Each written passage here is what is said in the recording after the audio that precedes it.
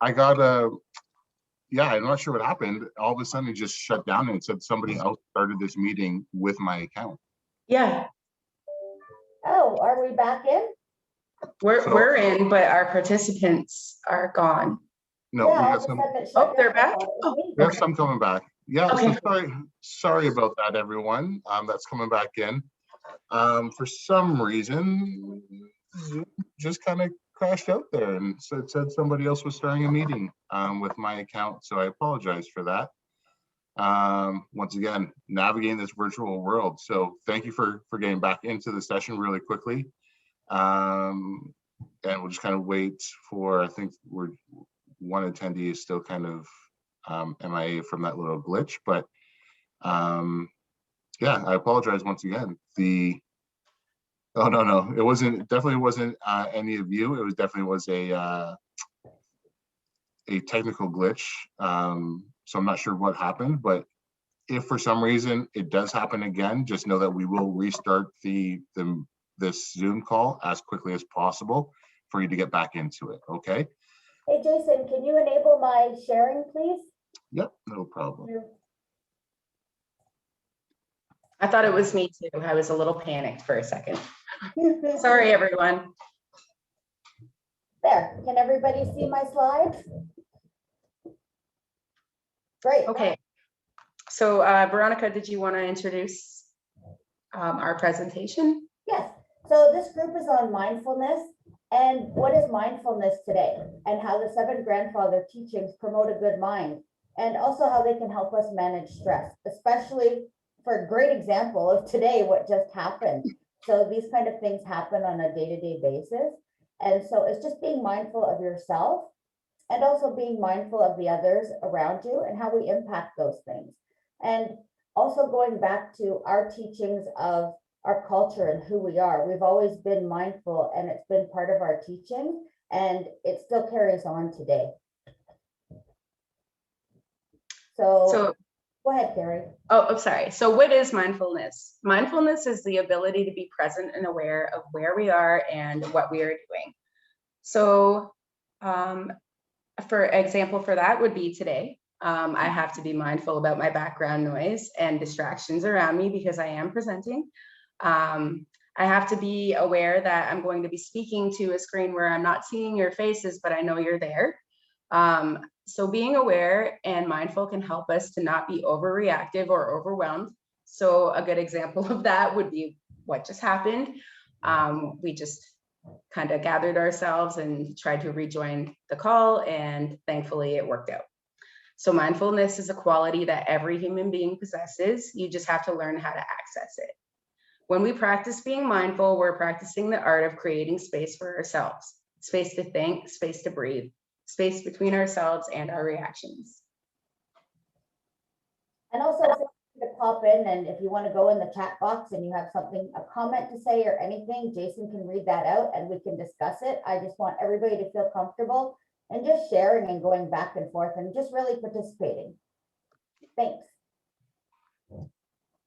So this is just like a little practice of how you could practice being mindful.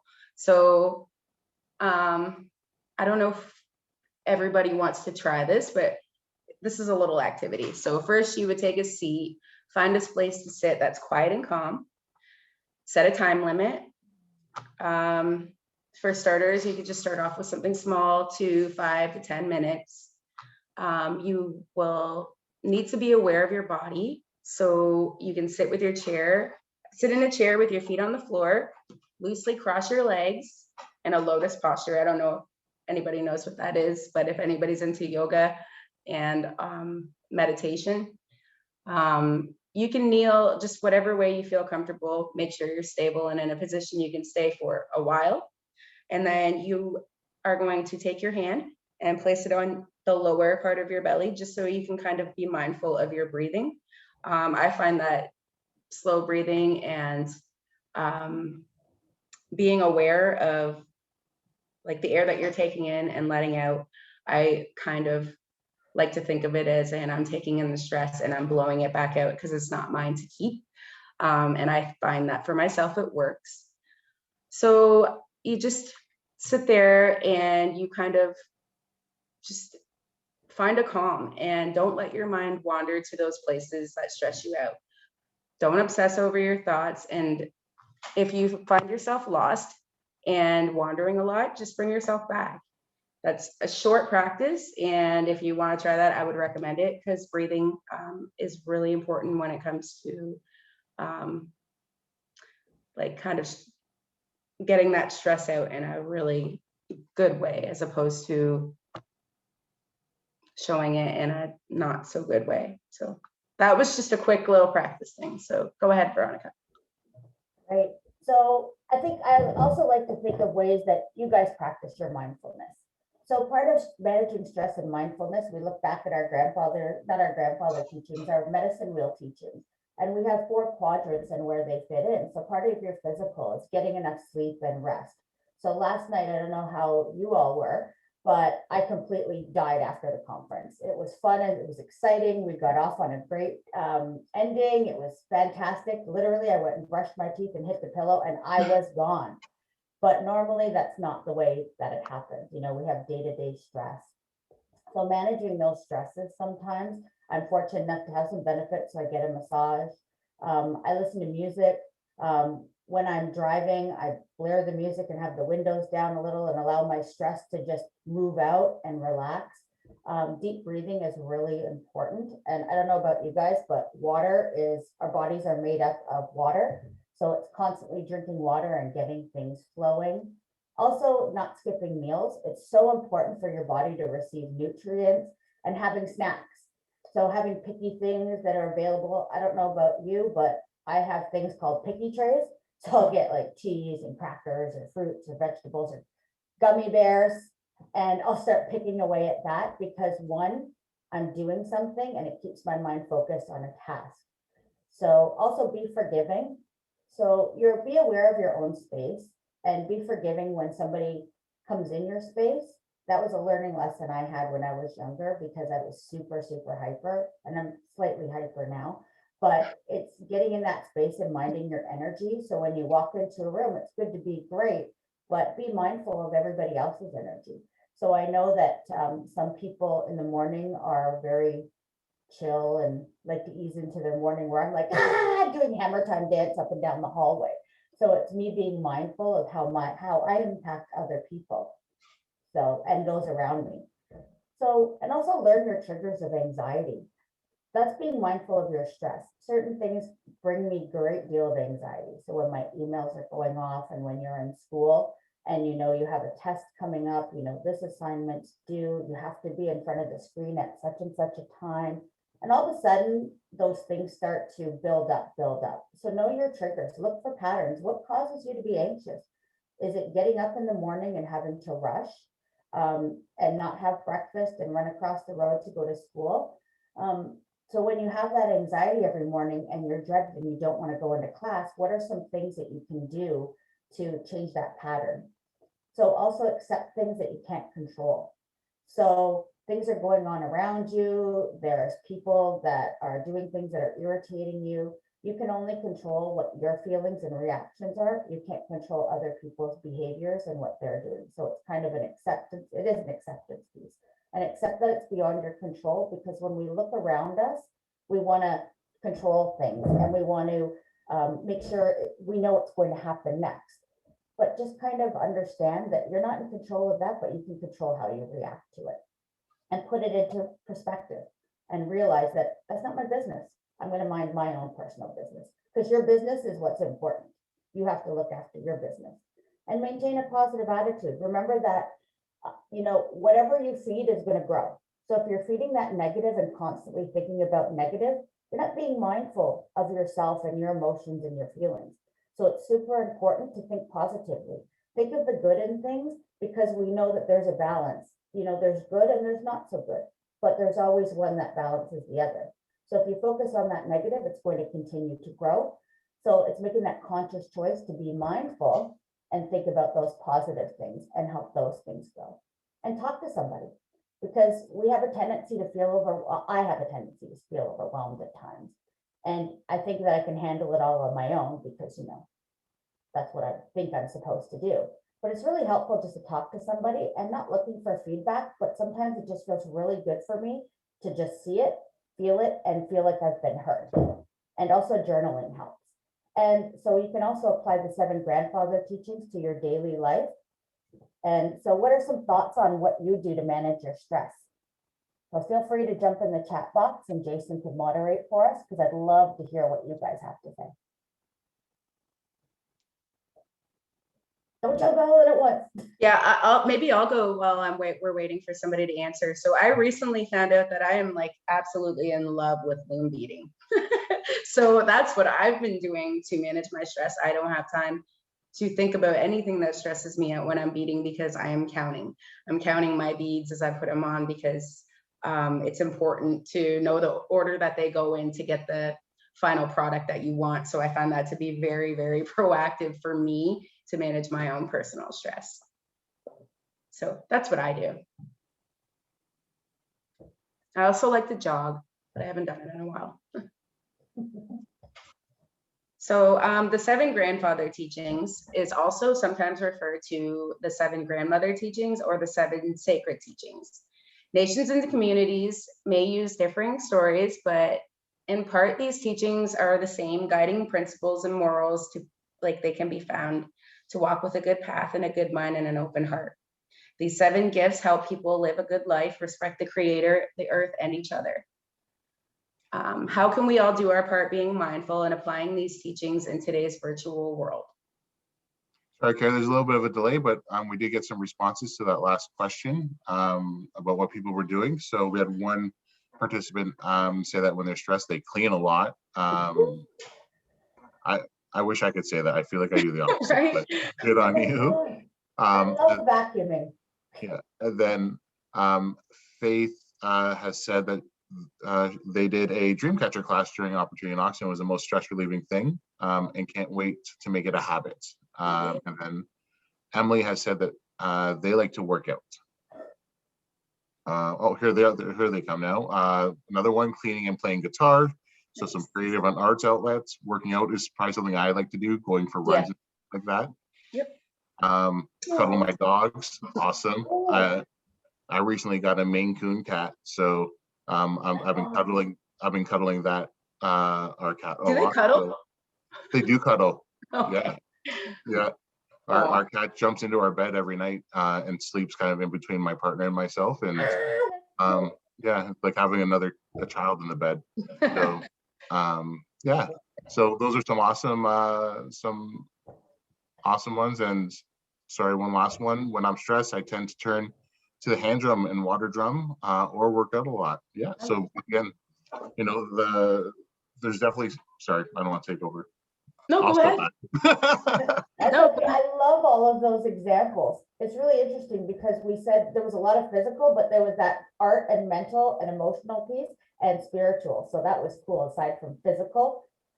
So it's meeting that balance. That's pretty cool.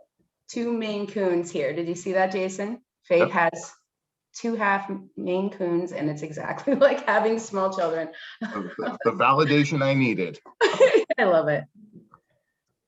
So some of the grandfather teachings the grandfather teachings we talked about are love, and the love is represented by the eagle, and they can see the bigger picture and the bigger vision. So it's a great medicine that we use, love. And I've always been a big believer in there's 2 feelings, it's love and fear.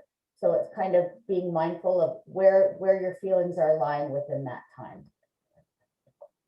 We also have respect, and respect is the buffalo.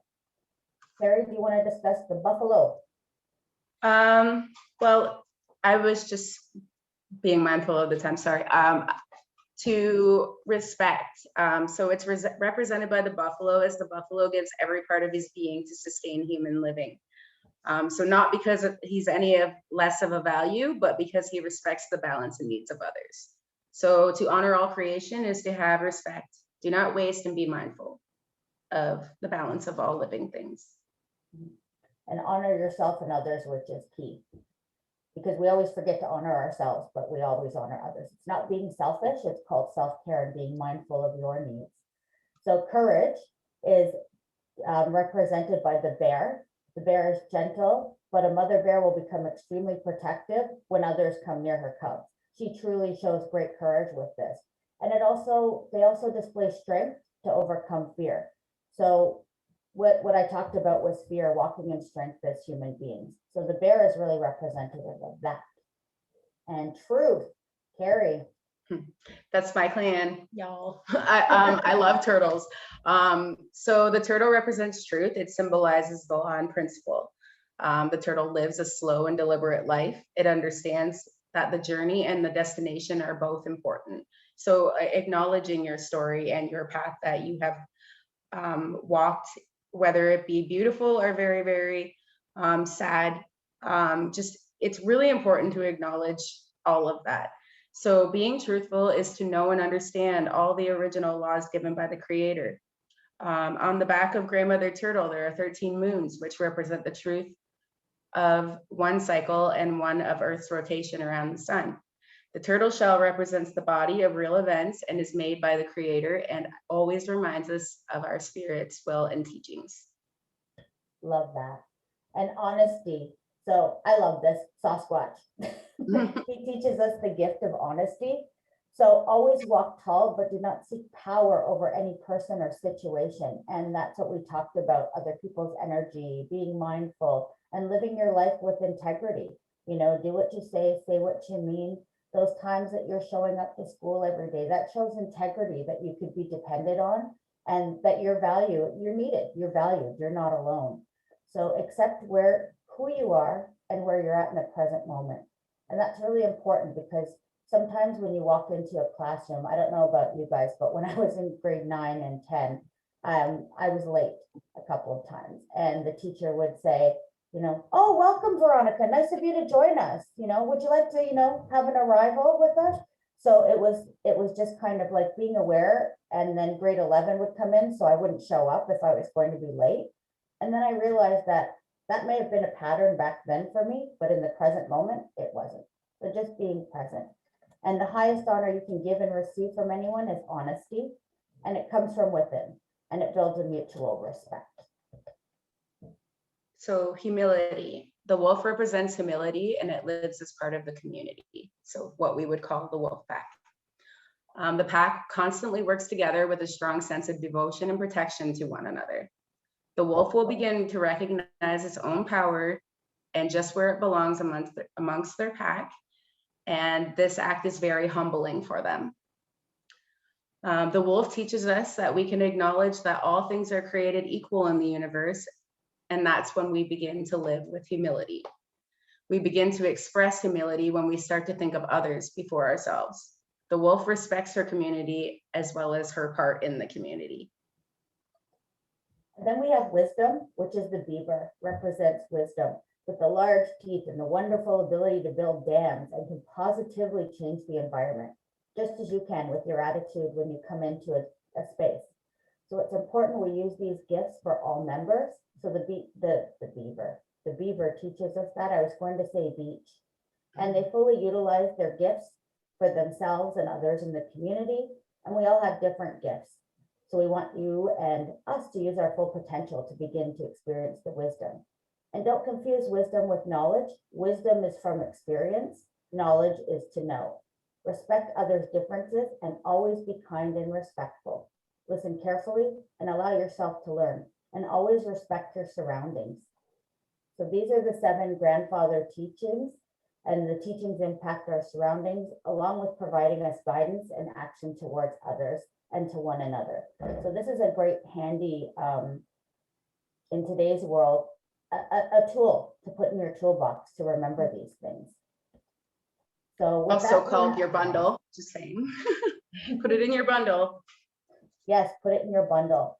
So I don't know if this impacts you in the way it impacts me, but when I look back at things and space that I hold, it's really important, again, to look at also your medicine wheel teachings and looking where you fit in and where you balance. So it's also, again, really focusing on being mindful with yourself first, because then you could be mindful of what's going on around you. So does anybody have any experiences they want to quickly share before we head out? Or comments?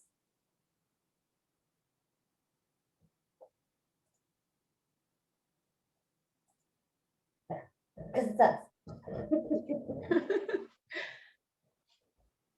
Thank Okay. you. Awesome. Thank you, Veronica and Carrie. So once again, if there are any questions that you can ask, we have 1 minute before the joint session with Inspire and RBC starts. So if you have any questions, if not, and you feel comfortable reaching out to both Veronica and Carrie, their email addresses are fairly simple. It's their first name @napam.com. So you can go, you can send them an email if you have any follow-up questions that you would like to ask them. We're getting a bunch of thank yous. How do we get to the next session? So if you navigate back to the conference page, you'll be able to get back into the next session. I'm putting it into the chat right now, which is right there. Oops, I might have just sent that just to only the panelists. My bad. I'll do that again. Don't forget to get your points in shop.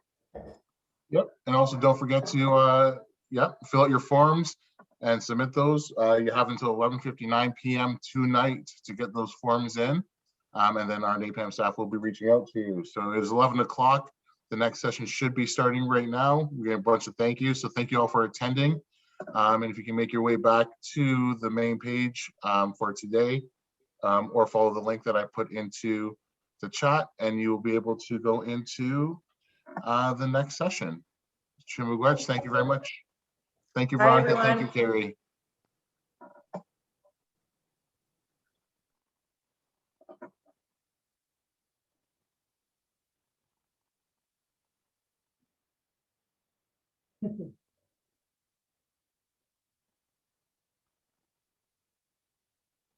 Have a great day, Blair, Clayton, and Laura. It was nice to talk to you.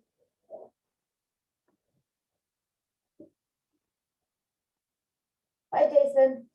Bye, Veronica. Have a good day. You too.